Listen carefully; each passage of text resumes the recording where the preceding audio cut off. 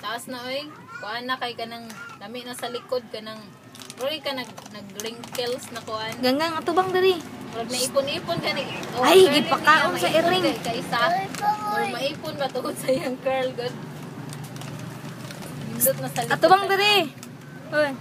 Taas naman yung buhok kung tupong pa ni siya tanan taga kuan na hapit na. Ay, asa na yung ikuhanan ka nung na nangyahang kuhan? Wala na may aloe vera diri oy. Hindi, pagpalit ko aloe vera ha. Shampoo. Kuhan na. O di gani, pwede po ko lang uwi ka nung naibutang bago liguan siya. Pwede po.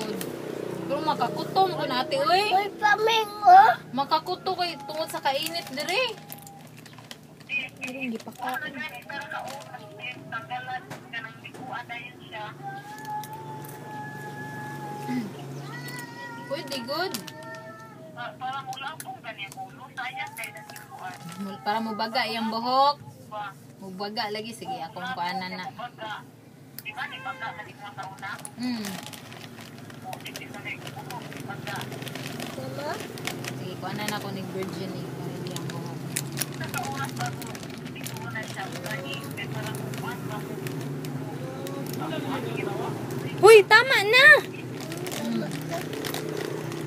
Ang iring naman na imong gipakaon. Nasa natoy gikuan si Papa kay bungkagon na niya ang balay. Ang katong ni murag sala-sala na mo. Tanggalon mo tong Papa. Okay, i-donate lagi niyang dili mura na siya kuan. Kato na lang kwarto o kusina na mong mabilin. Tama na ganggang.